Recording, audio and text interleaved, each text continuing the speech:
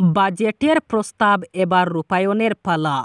একাধিক জনকল্যাণমূলক প্রকল্পে বড়সড় ঘোষণা করল কেন্দ্র। আবাস যোজনার অর্থ প্রদান, কৃষকদের জন্য আর্থিক সাহায্য, অনগ্রসর শ্রেণীর জন্য সংরক্ষণ সহ মোট 5টি বিষয়ে কেন্দ্রের ভাবনার কথা জানালেন মন্ত্রী অশ্বিনী বৈষ্ণব। এর মধ্যে উল্লেখযোগ্য আবাস যোজনা প্রকল্পে গ্রামাঞ্চল এবং শহরাঞ্চলের জন্য পৃথক পৃথক অর্থ প্রদানের ঘোষণা। এছাড়া কৃষকদের জন্য সবুজায়নে আরও জোর, সংরক্ষণ ইস্যুতে আরও বিস্তারিত আলোচনার মাধ্যমে সংবিধান মেনে পরবর্তী পদক্ষেপ গ্রহণের কথা জানালেন কেন্দ্রীয় মন্ত্রী। সংবাদ সূত্রে খবর, অশ্বিনী বৈষ্ণব জানিয়েছেন, প্রধানমন্ত্রী আবাস যোজনায় শহরাঞ্চলে আরও 1 কোটি বাড়ি তৈরি হবে। দরিদ্র ও মধ্যবিত্তদের সাহায্যার্থে এই প্রকল্পের জন্য 10 লক্ষ কোটি টাকা দেওয়া হচ্ছে। প্রতিটি বাড়ির জন্য 2,30,000 টাকা ভর্তুকি দেবে কেন্দ্র। কৃষকদের আয় বৃদ্ধির জন্য কেন্দ্রের নতুন প্রকল্প ক্লিন প্ল্যান্ট প্রোগ্রাম। এর জন্য দেশে মোট 9টি কেন্দ্র স্থাপিত হবে। অশ্বিনী বৈষ্ণব জানিয়েছেন, কৃষিক্ষেত্রে নানা সময় গাছগাছালিতে ব্যাকটেরিয়া এবং ভাইরাসের আক্রমণে উৎপাদন কমতে থাকে। তাতে কৃষকরা প্রচুর ক্ষতিগ্রস্ত হন। এই বিষয়টি নিয়ে মন্ত্রিসভার বৈঠকে আলোচনা হয়েছে। সমাধান সূত্র হিসাবে ঠিক হয়েছে, দেশের মোট 9টি কেন্দ্র স্থাপিত হবে, যার মধ্যে এ ধরনের সমস্যা মেটাতে পারবেন কৃষকরা। আর বলা যাবে না গুড মর্নিং, বলতে হবে জয় হিন্দ। 15 আগস্ট থেকে এমনই নিয়ম চালু হতে চলেছে হরিয়ানার সমস্ত স্কুলে। আগামী 15 আগস্ট ভারতের স্বাধীনতার 78 বছর পূর্তি হতে চলেছে। সেই উপলক্ষেই এমন অভিনব সিদ্ধান্ত নিয়েছে হরিয়ানা সরকার। নতুন নিয়ম কার্যকর হবে স্বাধীনতা দিবস থেকেই। রাজ্যের সমস্ত স্কুলে এবার থেকে শিক্ষকদের গুড মর্নিং বলার বদলে জয় হিন্দ বলবে শিশুরা। নির্দেশটি জারি করেছে হরিয়ানার স্কুল শিক্ষা দফতর। হরিয়ানার নয়াব সিং সাইনি সরকার জানাচ্ছে, এই নিয়ম চালু করার পেছনে তাদের মূল উদ্দেশ্য শিক্ষার্থীদের মধ্যে দেশপ্রেম এবং জাতীয়তাবাদী আদর্শ জাগিয়ে তোলা। স্বাধীনতার আগে জয় হিন্দ স্লোগানটি হয়ে উঠেছিল ভারতের স্বাধীনতা সংগ্রামের গুরুত্বপূর্ণ প্রতীক। স্লোগানটিকে সসম্মানে গ্রহণ করেছিল ভারতীয় সশস্ত্র বাহিনীও। প্রথমবার ত্রিপুরায় ত্রিস্তর পঞ্চায়েত নির্বাচনের ফলাফল সরাসরি রাজ্য নির্বাচন কমিশনের ওয়েবসাইটে দেওয়া হবে। ওই ওয়েবসাইটের মাধ্যমে গণনার সময় রাজ্যবাসী ফলাফল দেখতে পাবেন। গতকাল সাংবাদিকদের মুখোমুখি হয়ে একথা বলেন ত্রিপুরা রাজ্য নির্বাচন কমিশনের সচিব অসিত কুমার দাস। তিনি বলেন, ইতিমধ্যে শান্তিপূর্ণ পরিবেশের মধ্য দিয়ে রাজ্যের ত্রিস্তর পঞ্চায়েত নির্বাচন সম্পন্ন হয়েছে। 12 আগস্ট নির্বাচনের ফলাফল ঘোষণা হবে। পঞ্চায়েত সমিতি, গ্রাম পঞ্চায়েত এবং জেলা পরিষদ আসনে রাজ্যের 35টি ভোট কেন্দ্রে গণনা হবে। এদিন তিনি আরও বলেন, প্রত্যেক ভোট কেন্দ্র পর্যাপ্ত নিরাপত্তা বাহিনী মোতায়েন করা হয়েছে। এবার প্রথমবারের মতো জনগণ গণনার সময় ফলাফল জানতে পারবেন, কারণ সরাসরি রাজ্য নির্বাচন কমিশন ওয়েবসাইটে ফলাফল আসবে। বাংলাদেশের অস্থির পরিস্থিতিতে কঠোর পদক্ষেপ গ্রহণ করেছে অসম পুলিশ।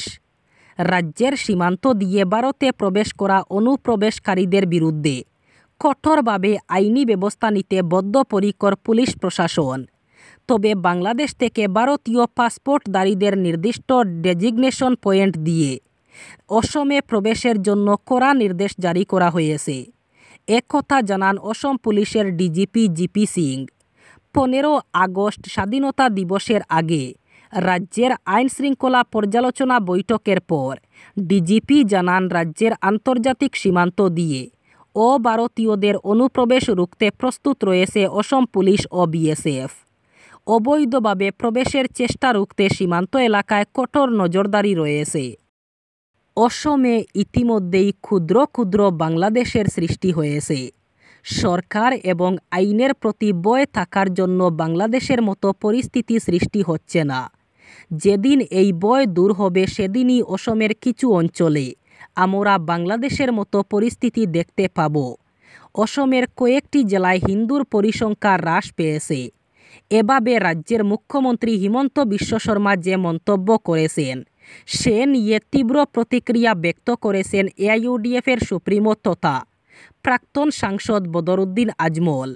সংবাদ মাধ্যমে পাঠানো এক বিবৃতিতে আজমল বলেন, অসমের মুখ্যমন্ত্রী সাম্প্রদায়িক বক্তব্য পরিহার করে উন্নয়নের জন্য দেওয়া প্রতিশ্রুতিগুলি বাস্তবায়ন করার প্রয়াস করুন। আজমল বলেন, যদি অসমে ক্ষুদ্র ক্ষুদ্র বাংলাদেশ গড়ে উঠেছে, তাহলে হিমন্ত স্পষ্ট করুন তিনি নতুন করে গড়ে ওঠা বাংলাদেশের মুখ্যমন্ত্রী নাকি অসমের। স্বস্তির খবর, শিলচরের জনগণকে 3 দিন আতঙ্কের মধ্যে রেখে অবশেষে বিপদসীমার নিচে নামল বরাক নদী।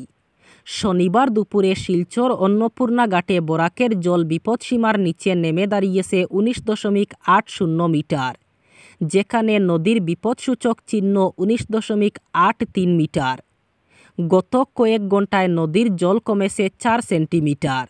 এদিন সকাল 11টায় যেখানে নদীর জলস্তর ছিল 19.84 মিটার, এর আগে সকাল 9টা থেকে 12টা পর্যন্ত জল 2-3 সেন্টিমিটার করে নেমেছে। উল্লেখ্য, গত কয়েকদিনের সমতলে তেমন বৃষ্টিপাত হয়নি, কিন্তু পাহাড়ে বৃষ্টিপাত হওয়ায় নদীর জল ফুলে ফেঁপে ওঠে। খুব স্বাভাবিকভাবে নিয়ে শিলচরবাসীকে আতঙ্ক তাড়া করেছে। এবার জল কমায় অনেকটাই স্বস্তির বাতাবরণ ফিরে এসেছে। বিশ্ব হিন্দু পরিষদের আন্তর্জাতিক সভাপতি অলোক কুমার বাংলাদেশের ঘটনা প্রবাহে উদ্বিগ্ন। তিনি বলেন, সে দেশের সংখ্যালঘুরা খুবই সংকটজনক সময়ের মধ্য দিয়ে যাচ্ছেন। ভয়ঙ্কর হত্যা, নৃশংসতা এবং তাদের উপাসনালয়, ব্যবসা প্রতিষ্ঠান এবং বাড়িঘর ভাঙচুর সহ তাদের লক্ষ্য করে হামলা করা হচ্ছে। তবে তিনি বাংলাদেশের প্রধান উপদেষ্টা মোহাম্মদ ইউনূসের বক্তব্যে কিছুটা আশ্বস্ত যে তিনি সংখ্যালঘুদের বিরুদ্ধে শত্রুতা বন্ধ করার আহ্বান জানিয়েছেন এবং বন্ধ না হলে তিনি পদত্যাগ করবেন বলেও জানিয়ে দিয়েছেন। বাংলাদেশে হিন্দু ও অন্যান্য সংখ্যালঘুদের মধ্যে শান্তি ও আস্থা পুনর্স্থাপনের জন্য বিশ্ব হিন্দু পরিষদ দাবি করেছে বাংলাদেশে সংখ্যালঘুদের শান্তি, কল্যাণ এবং সম্প্রীতি নিশ্চিত করা হোক।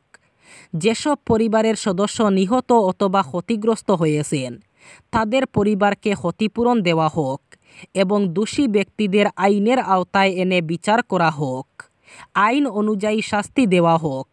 বিশ্ব হিন্দু পরিষদ এদিন একটি হেল্পলাইন নাম্বারও প্রকাশ করেছে। ভারী বৃষ্টি, হিমাচল প্রদেশের বিভিন্ন অংশে 128টি রাস্তা বৃষ্টির জেরে বন্ধ করে দেওয়া হয়েছে। বৃষ্টির ফলে ধস এবং বন্যা পরিস্থিতিও তৈরি হয়েছে। আবহাওয়া অফিস হিমাচলে ইতিমধ্যেই অরেঞ্জ অ্যালার্ট জারি করেছে। বৃষ্টির সঙ্গে বাজ ও বাড়তি মাথা ব্যথার কারণ হয়েছে। নদীগুলিতে জারি করা হয়েছে হলুদ সতর্কতা। ভারী বৃষ্টি হয়েছে নাহানে। জানা গিয়েছে 44টি শক্তি কেন্দ্র এবং 67টি জলের প্রকল্প এর ফলে বিঘ্নিত হয়েছে। গোটা এলাকায় আবার নতুন করে বন্যা পরিস্থিতি তৈরি হয়েছে। মান্ডি, শিরমুর, শিমলা এবং কুল্লু জেলায় জল বাড়ছে, ফলে সেখানকার মানুষদের অন্যত্র সরিয়ে নিয়ে যাওয়ার কাজ শুরু হয়েছে। প্রশাসন সূত্রে জানা গিয়েছে, ভারী বৃষ্টির ফলে মাঠের ফসল, গুরুত্বপূর্ণ সেতু, ঘরবাড়ি ক্ষতিগ্রস্ত হওয়ার প্রবল সম্ভাবনা রয়েছে। ফলে নিচু এলাকায় যাতে মানুষরা না থাকেন সেজন্য জারি করা হয়েছে সতর্কতা। আন্দোলনকারীদের বিক্ষোভের মুখে পড়ে পদত্যাগ করেছেন বাংলাদেশের প্রধান বিচারপতি ওবায়দুল হুসাইন। শনিবার দুপুরে বাংলাদেশের আইন মন্ত্রণালয়ের তরফে পদত্যাগের বিষয়টি নিশ্চিত করা হয়। হাসান পদত্যাগ করতেই বাংলাদেশের অন্তর্বর্তীকালীন সরকারের ভারপ্রাপ্ত প্রধান বিচারপতির পদে বসলেন মোহাম্মদ আশফাকুল ইসলাম। বাংলাদেশের সংবাদমাধ্যম সূত্রে খবর, প্রধান বিচারপতি হাসানের পদত্যাগের দাবিতে এদিন সকাল 10:30 থেকে ঢাকায় সুপ্রিম কোর্টের বিভাগের বর্ধিত ভবনের সামনে বিক্ষোভ দেখান আন্দোলনকারীরা। কয়েকশো আন্দোলনকারীর দাবি ছিল প্রধান বিচারপতি সহ আপিল বিভাগের 7 বিচারপতির পদত্যাগ। বেলা 1:30 নাগাদ প্রধান বিচারপতি হাসান পদত্যাগ করেন। জানা গিয়েছে, হাসানের পাশাপাশি আপিল বিভাগের 5 বিচারপতি এদিন পদত্যাগ করেন। এরপরই তড়িঘড়ি করে ভারপ্রাপ্ত প্রধান বিচারপতির নাম ঘোষণা করা হয়। এর দায়িত্বে এলেন মোহাম্মদ আশফাকুল ইসলাম।